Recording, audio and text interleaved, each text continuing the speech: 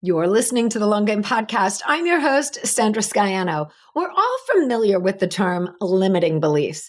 As we make our journey as business owners, that term gets tossed around. And in some ways, because of this, we've become numb to what it truly means. And it's really an important concept. It's how we hold ourselves back.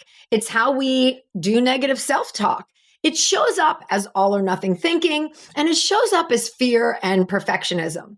No matter what stage of your business or life you are in, these sticky floors, as my guest today refers to these limiting beliefs, they can show up as well. I'm joined today by Erica Rooney, a keynote speaker, coach, and host of the From Now to Next podcast. She's on a mission to help women get seen, get heard, and get further by breaking out of their sticky floors and busting through the glass ceiling, whatever that is for you. Erica and I were chatting and she shared the story with me. She likes to work out, and if she isn't getting in her full 45 minutes, it's a total no-go for her. While her husband, he'll get in 15 minutes a day and do it for 3 days. Now she's got nothing and he's exercised. That's her sticky floor. It's like trying to save $50 a week, and 1 week you can only save 40. Are you not going to do it? More sticky floors. And, that's what we do to ourselves. And that's what we're talking about today with Erica. And as she says, once you see these things in yourself, you can unring that bell. We not only dive into what these beliefs and sticky floors can be for us, but Erica gives us the tools to move past them. It's something that we can all do for something that we all experience. The long game is breaking out of sticky floors and busting through glass ceilings with Erica Rooney.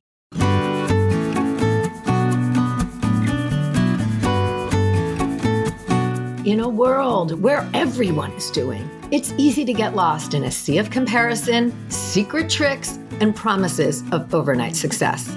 The long game? That's my approach to business. You gotta show up, you gotta do the work, and there are no quick fixes for long-term success. It takes creativity, it takes strategy, and it takes listening to the voice inside you. I'm a web designer, digital strategist, and energetic thinker, bringing you real-world business building experiences, conversations with creators who are out there doing it now, and ideas to spark the energy in your own business. And along the way, we're going to have a little bit of fun as well. So thanks for being here, and let's get to today's episode. Hey, everybody. We are here today with Erica Rooney, a coach and consultant, and we're going to talk about sticky floors, those limiting beliefs. And, it's a concept we've all heard about and we're familiar with. These are the things that hold us back, right? The talk, the negative self-talk, all of those kind of things. But it's really an important concept to address further. And Erica's going to bring us some techniques about how we can work through our own sticky floors and overcome them. So welcome, Erica. Hey, Sandra, thanks for having me. I am so excited to be here. Yeah, I am really excited about this conversation because it's one that it comes up all the time. And myself as a service provider, I work with a lot of clients. I butt right into this all the time. Absolutely. Right? One client we were just talking this week, as a matter of fact, where she's like, it's been years. I can't do this. I can't do this. And we find workarounds, but it's still those things that they need to address within themselves, right? Absolutely. And what is so interesting about sticky floors and a lot of these limiting beliefs these are things that we were taught since birth. Like as children, they have been ingrained in our society. I was recently just reading a book called Women Don't Ask, and it was all about women and negotiations. And it was a completely new concept that I hadn't even really realized. But the book is saying that women are just never taught to ask. We are taught to accept the status quo. The price is the price. The salary they offer is the salary they offer. If somebody has a service, that's the price. Boys, men, they are taught to negotiate. They are taught to tip the maitre d', right? They are taught to slip somebody a 20 to get to the front of the line. We aren't taught that. And it was so wild to me because it was like, you know what?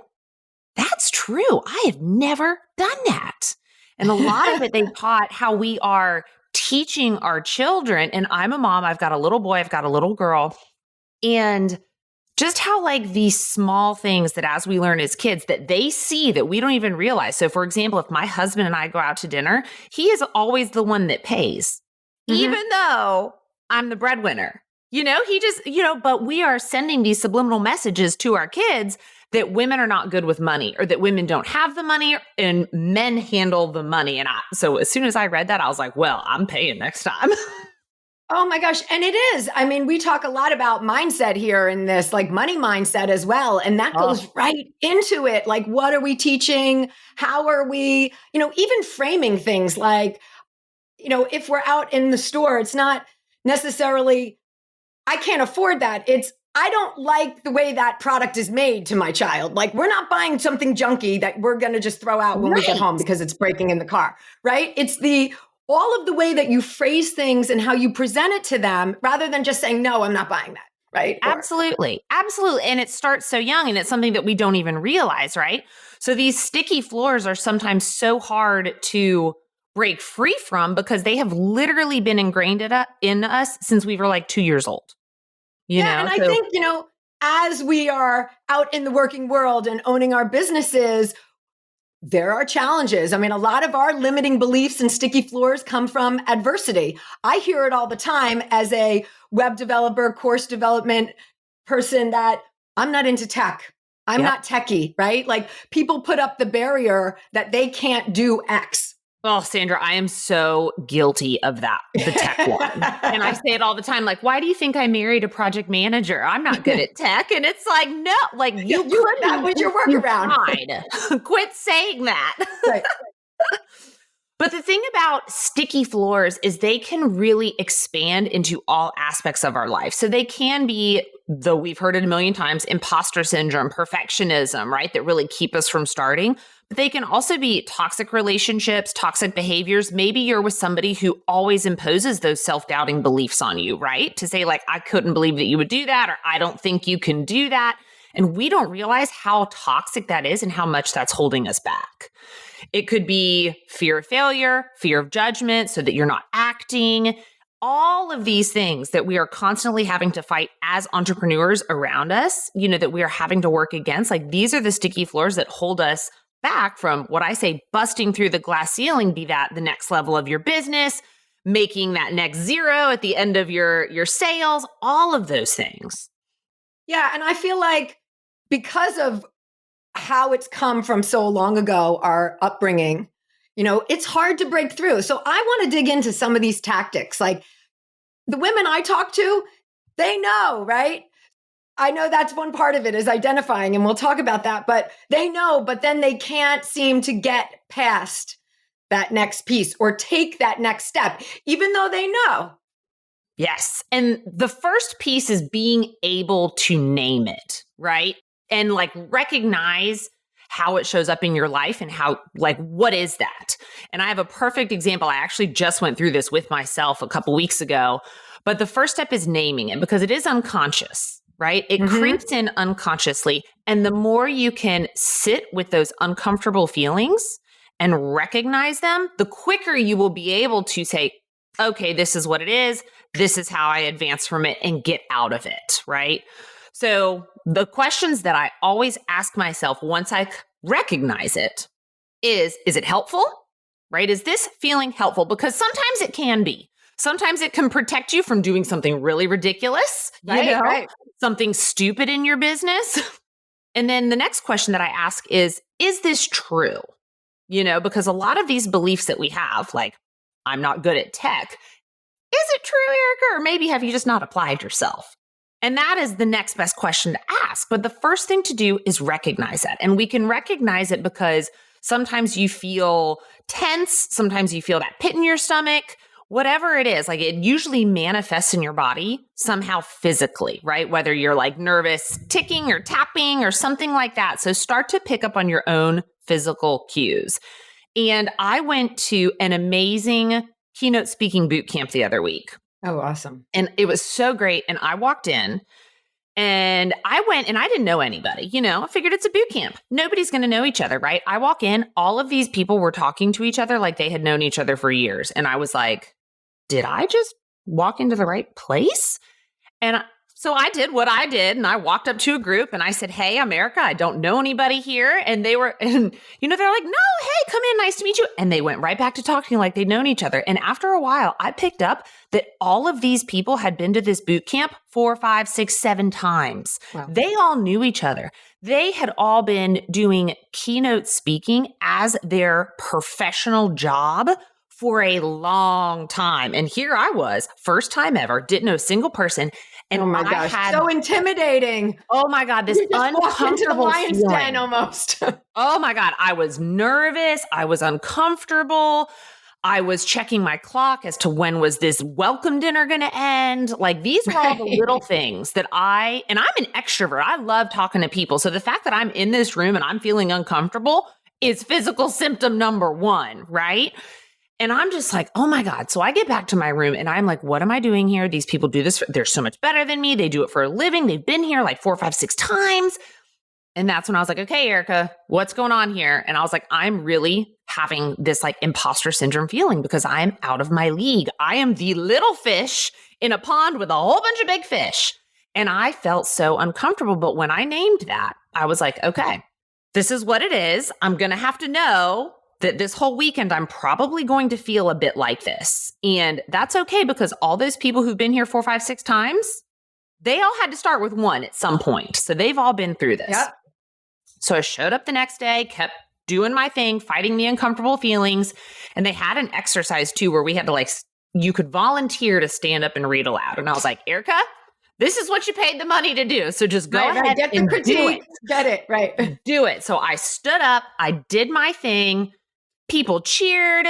That one action alone caused people to come up to me after. It created the connection ability where so many people came up after, and 2 agents came up to me after because I did that to say, I've got somebody for you. All awesome. Because I recognized the feeling. I knew how it could show up and I knew how it could prevent me from getting the most out of that experience.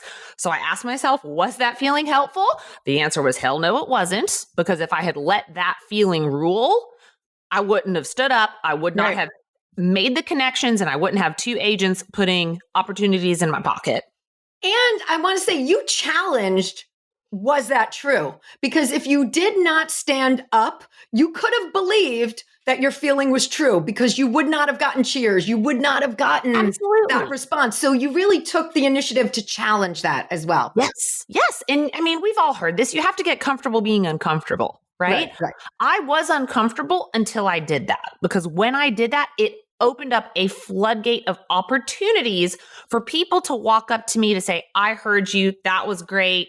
Amazing job. So doing that one action that was, 60 seconds, led me to having an amazing rest of the boot camp for a whole nother day and a half.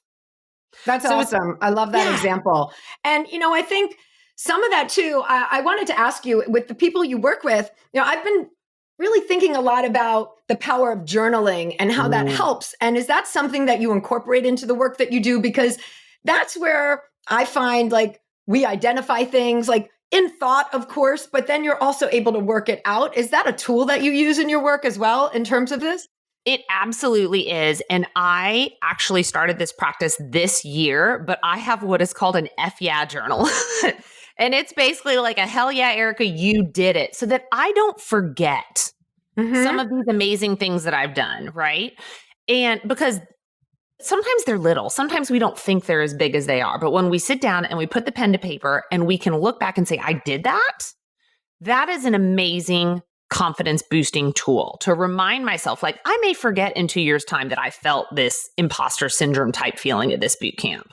But now I have this journal that when I'm really feeling a certain way, I can flip back, I can look into it and I can say, okay, you did do that, Erica. You overcame that and look where it's gotten you. And I can have that moment of reflection, which is huge for people like us in this entrepreneurial space. I also find that once that identifying, you've named it, you've identified, you've written, that allows you to move to the next step of action, right? Absolutely. What do you have to do? I mean, you were presented in a situation where you kind of had to decide on the fly, what do you have to do about this? Yeah. But in our overall businesses, we then have the opportunity to act. What is the next action we're going to take to overcome this? Am I going to keep letting it do its work, or am I going to do the work?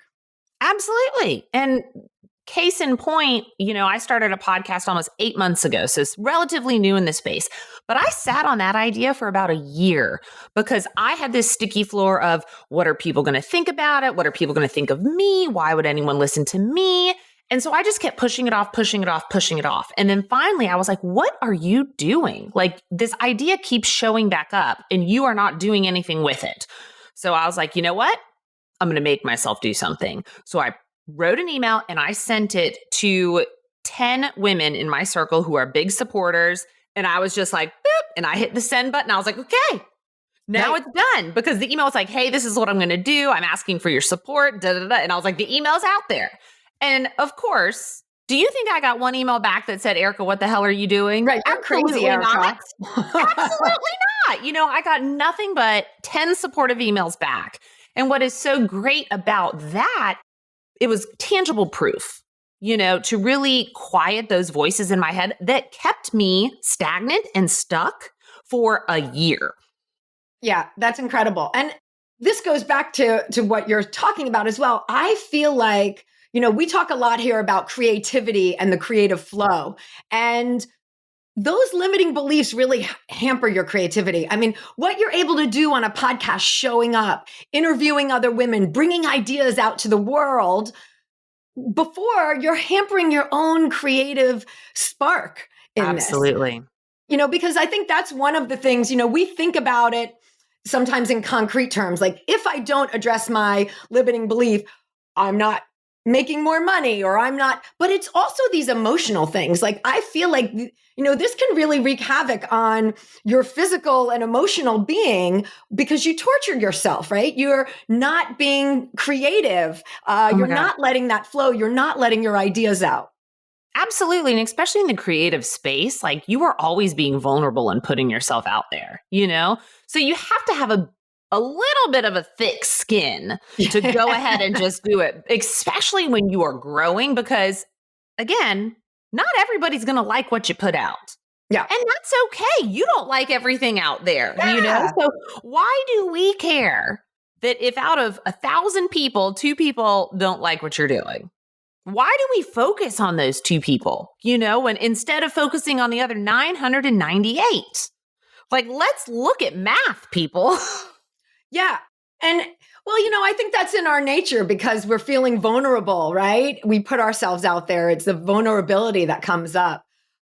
I just think that, you've got to address it for so many more reasons. I know you and I, before we hit record, we were also talking about how, these sticky floors can be other things in your life, right? Like, they can be the addiction crutches, all these other pieces. Because really, when it's all about negativity in your life, in terms of that, like, I profess, like, let's be that person that other people want to be around, that you rise up. If you're just always the Debbie Downer, oh no, I can't do that. And, people are going to gravitate towards other people because they want to be around people who lift them up. It's okay when your friends come in and support you and help you get over something. But to kind of be in that space for so long, it's really detrimental to you, in your long term. Absolutely. And to touch on what you were saying is it's not necessarily always a limiting belief, but sometimes, like you said, it is a toxic behavior, such as too much wine, or too much technology, shoving yourself down the TikTok rabbit hole instead of reading a book or spending time with family. Sometimes it's toxic relationships, right? Like, in my coaching space, I have worked with women who have used wine to numb out their stressful careers, right? Totally get it. Anyone could easily do that. But when they stopped and they questioned their relationship with alcohol, they were absolutely able to skyrocket their coaching businesses, skyrocket in their careers, change their, workout routines, and completely change their life, right? I've had other women who were having toxic friendships, toxic relationships where they were the doubters, right? Like, the individual was excited, but they were allowing these people to dim their light, right? And they've been supporters for so long, but they're like, no, this isn't for you. And the second that they moved past those friendships and got out of those relationships, they were able to find their people and completely elevate their game. So it's not always like those self-imposed limiting beliefs. Right. Sometimes there really are external forces at hand, right? Maybe your toxic behavior is that you are not taking care of yourself physically. That is a huge piece of it. Oh my gosh, totally. I think too that you really hit on that good point of sometimes we have to move away from people, right? Those toxic relationships hold us back and we hold on too long because we think we're supposed to. And there are ones that are lifelong, like our family. We figure out ways to work within that relationship, but we might not live with them or live next door to them.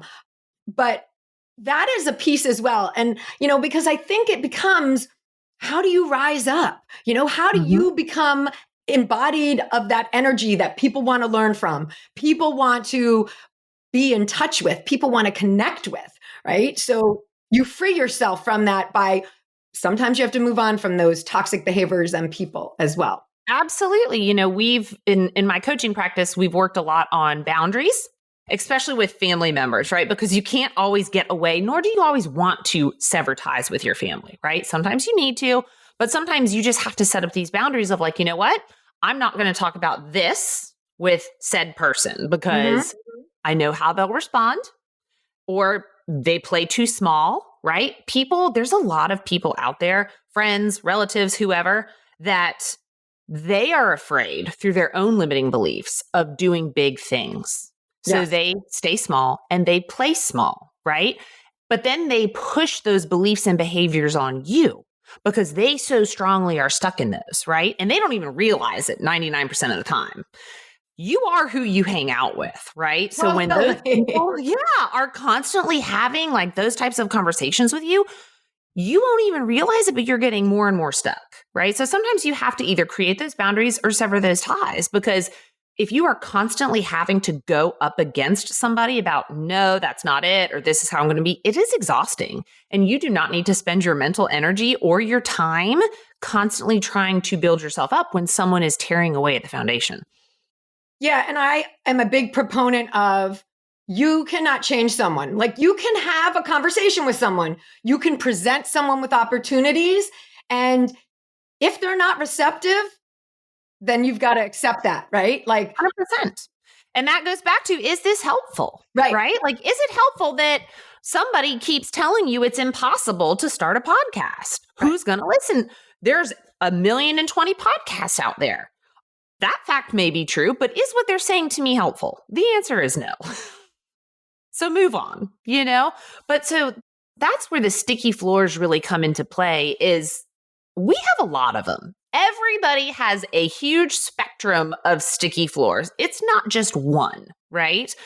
And so we kind of have to like knock them down one at a time as they come, because as you do that, you're able to really see the other ones, And I get asked this question a lot, is like, okay, well, are sticky floors, like, are we ever free of them? Do they ever go away? I was just going to ask you, are we? Are we ever free? Do new ones come up as we rise up as well? Are we always? New ones come up. Absolutely. As you rise, more and more sticky floors follow you. You just become better at dealing with them, and you are more equipped to handle what those are as they show up.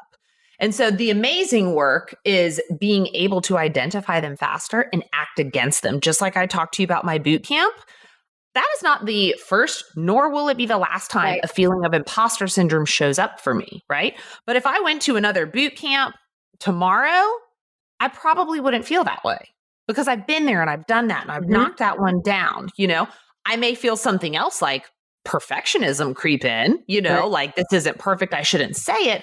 But again, the more that you do it, the more equipped you are at identifying what that is. And then you can immediately go into those questions. Is it helpful? Is it true? How does it serve me? And one other question that I always ask myself when I really get stuck is like, what's the worst that could happen here? So good. And that's such a big one, because 99.99% of the time, you're going to be able to deal with fallout, whatever that fallout may be, right? So take the boot camp, for example. It will be a bad statement that I read. Okay. Could happen. I might feel people will embarrassed. laugh. Right. I might be embarrassed. Who knows? I might stutter over my words.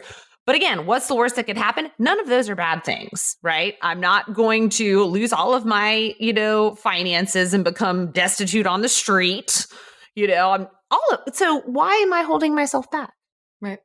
And once you start, I feel like once you start addressing, identifying, taking action, there's always a thought like, oh, this is hard, but it does become easier because for you to stand up at that boot camp, you knew to put yourself out there. You knew that was the step to take rather than do something a little quieter, let's say. Absolutely. And I still had the nervous pit in my stomach, right? My voice quaked a bit at the beginning, I still had all of that nervous energy, but it's taking that nervous energy and knowing, Erica, this is going to last 60 seconds.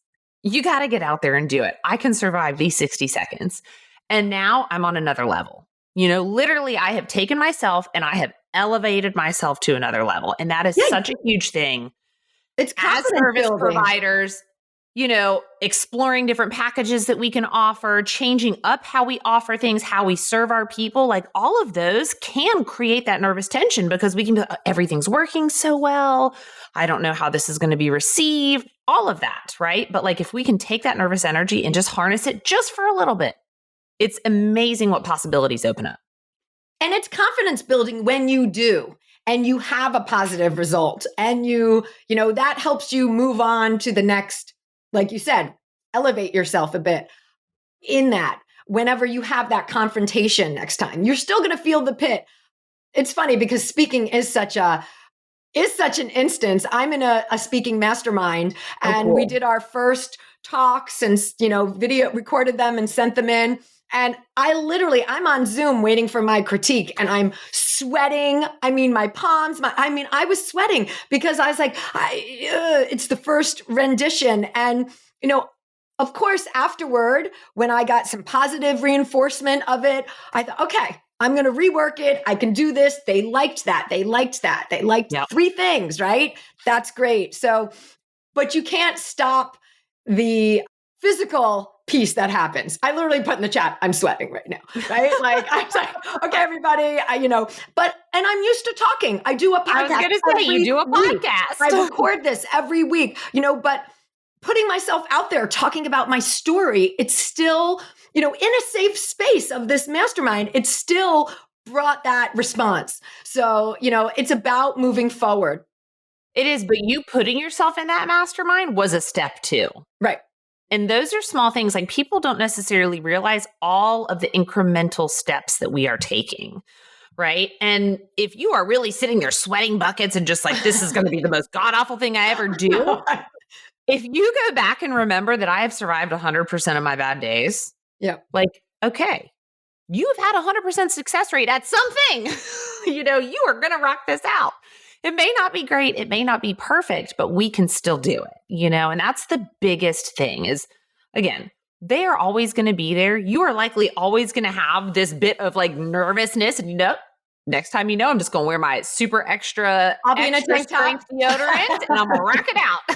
Yeah, totally. And, it comes down to another concept that we talk about a lot, just showing up, right? You've got to show up because even if it isn't a good experience, you still show up again the next time. You learn. Right? You learn. With every great interaction, bad, terrible, god-awful interaction, there is a piece of something to be learned from. And as entrepreneurs, it can be so challenging because we don't necessarily have people to give us constructive feedback, right? We are out there on our own, doing our own thing. We don't have a boss who's like, hey, you did this really well, but we have to create that for ourselves. We have to go out there and find our own mentors, find our own advocates. And that's something that I tell people to do all the time is like, get your own personal board of directors. Okay. Businesses have them, corporations have them.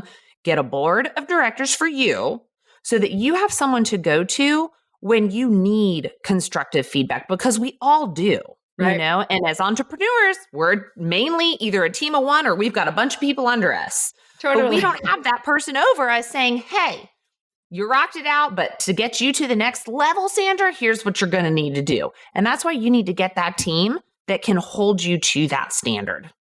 And those are your people who support you. Like you said, those can become the people who are the biggest influences, so to speak, because not every conversation is meant for every relationship in your life. We talk a lot about, my husband doesn't understand, right?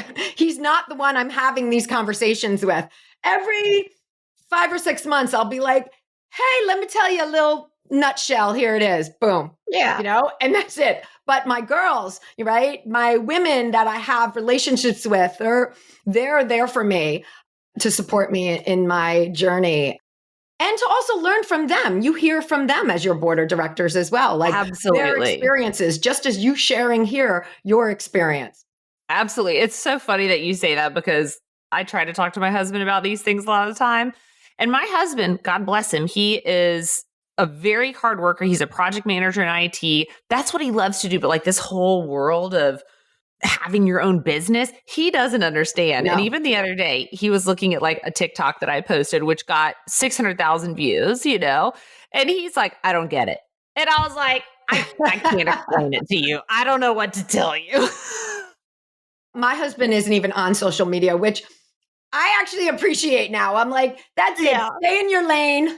Stay in your lane. I'll stay in my lane. It's all good. Exactly. It just cracks me up. But yeah, you have to find your people. And you also have to remember, I say this to a lot of people that I work with, you're not a buffet. You are not here to serve everybody. You know, so you take the feedback that serves you because not all feedback is good feedback, but it does teach you something. And then you move on. Right. I love that. Well, you know, this is something that we can all really start to work on. We can all go through and identify, sit with ourselves, feel it inside when it's happening, right? I'm feeling that twinge in my stomach. That's the belief. That's the sticky floor. Name it. Yeah. So that you can take action. Is it helpful? Right? Is it true? And what are you going to do about it next? Mic drop, Erica. Your tools, the mic drop. I've learned. I love it. And I would challenge everybody, right? Today, try to identify what that sticky floor is, because you will no doubtedly have a small, tiny moment. And it's the quicker you can identify those, the better it is. You know, the easier it will come to you in the bigger moments. So just really be in tune with your thoughts and your feelings. Take that time to yourself. Journaling helps with this. As you said, Sandra, journaling is a big one. And if you're like, I cannot think of one sticky floor, go ask your board of directors because they will tell you. They know you. They know you. They will be able to tell you and hold you accountable. Awesome. Well, everyone, you can check out Erica, all of her links and where you can contact her on her website, LinkedIn. She's available for coaching. And there's some freebies as well we'll link to in the show notes. So be sure to check that out. And Erica, thank you so much. This is really helpful. And the tools, that piece to really help people walk through it, it's not just talking about it. It's how do you progress from it? So it's been so valuable. Thank you so much. Absolutely. Thank you, Sandra. It was so fun.